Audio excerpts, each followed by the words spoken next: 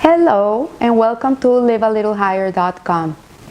This week we will speak about Parashat Vayeshev, and Vayeshev means he settled, and it's talking about Jacob's dream to come once he's settled in the Holy Land.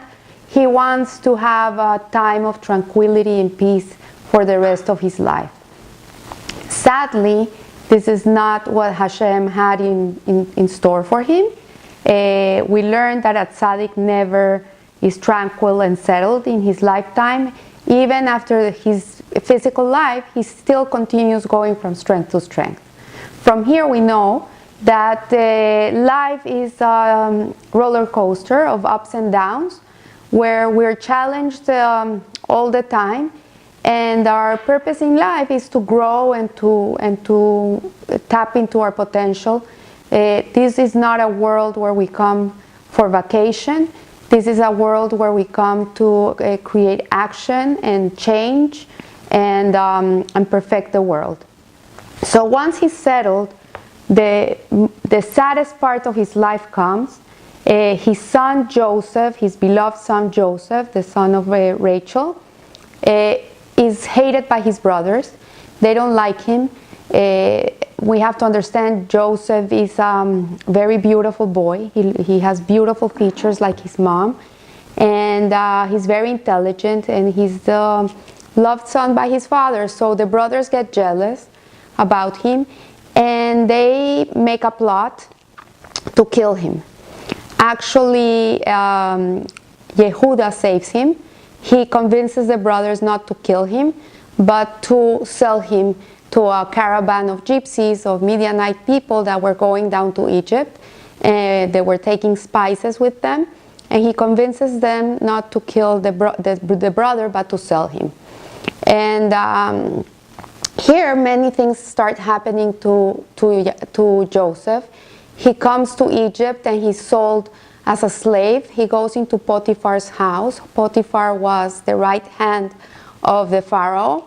And he goes into the house of Potiphar, and he goes as a slave, and Potiphar sees that God is with Joseph. And what does this mean? He sees that everything he does is very successful. He has a good head, and the way he manages his accounts and his home brings him more wealth, and there is this special blessing in Joseph's life. But there's a problem. Potiphar's wife starts liking Joseph, and she wants to have him as her lover. And Joseph evades her. He tries not to have any contact with this woman. But one day, everybody in the household leaves, and because it was a religious holiday, they all went to worship the gods, and she said she had a fever, she didn't feel well. And she starts to seduce Joseph, and Joseph, it says in the Midrash that he saw the image of his father's face, and he contained himself, and he ran out of the house, and she keeps his robe. And then when the husband comes back, she says that Joseph tried to rape her. And he's thrown into jail in this parasha, and we see how Joseph, everywhere he goes, really, he's a superstar. He never complains about anything. Even if he's stuck in jail, the guards start liking him, and they see he has hain, he has grace, and they take a liking to him so much that they even give him the keys of the cells to go in and comfort the prisoners. And there is two words. One is called yerida, which means to descend. And in Hebrew, there's another word that is related to the word yerida, which is rediyah, which means to rule. And here we see that Joseph was born for greatness. He was not meant to be a shepherd like his brothers. And we see from these two perspectives the two ways of life. One is a way of life in which you get away from the material world. You live as a shepherd in the mountains. You have no contact with the external world, and you're completely immersed in spiritual pursuits. And then there's another way of life, which is Joseph's way of life, which is the world in which you go into the world, you go into the material world. He was actually in Egypt which was the worst place ever. It was like the most depraved place ever. And even though he was in the worst place, he was able to maintain himself pure and holy in this place. And that's why he gets the name of Yosef HaTzadik, because he was able to overcome all the material temptations that the world had to offer him. And he never fell into them. He knew very well who he was. He knew very well what God wanted from him and what was his destiny. And he never sidetracked it. And he was meant for greatness. So from here we learn also that he never was upset with the brothers. He could have hated them all his life, but he never was upset with his brothers. Why? Because he understood that everything was God's plan. Everything was divinely ordained by Hashem. It doesn't mean that the brothers don't have free will to act and they acted wrong and they have to make amends with Hashem, but that Joseph had to end up in Egypt, he would have ended in Egypt anyways, no matter how. He could have been kidnapped, he could have, I don't know, there's many ways in which he could have ended up in Egypt, and this concept he understood. It is very hard for us to come to grips and understand why the brothers hated him so much and why were they willing to get rid of their brother. And we see that Abraham had a wicked son and a good son, Ishmael and Isaac. And Isaac had a wicked son and a good son, which was Esau and Jacob. So the brothers assumed that Joseph was a wicked brother because he had dreams and he saw himself as this ruler and he saw them like prostrating for him, and they thought that he really was not a good person.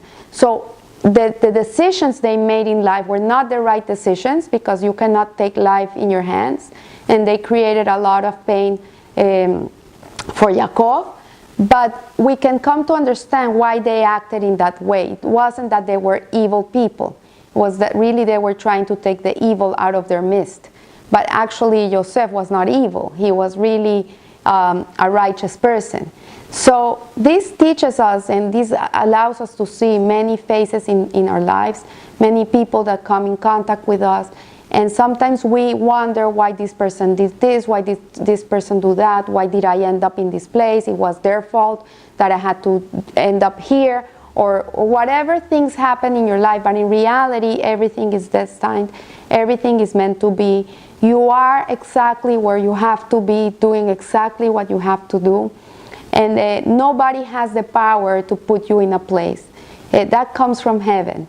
And Joseph understood this concept. He understood it very well. That's why he was able to overcome all his challenges with dignity and grace. He was never a victim. Actually, he was victorious in everything he did, even when he was put in jail. And this is a mindset that we have to have in our lives. When we have to move somewhere because someone did us a harm, or whatever, we lose a business, or we are hurt by somebody, in reality it comes from God. And as we learn in the class of Living Happy, the Hasidic approach to joy, we know that everything comes from God and everything is good. Actually, Hashem is doing kindness to us. So this was the kindness for Yosef, not only for Yosef, but for all of us, because he paved the way for the Jews when they were going to be slaves in Egypt, and the way in and the way out. And we see our history as Jewish people, how everything is divinely ordained. So when we're able to tap into the Hashgacha Pratis of God, we will live in this way of thought. So I wish you a good week, a blessed week, and live a little higher. Thank you.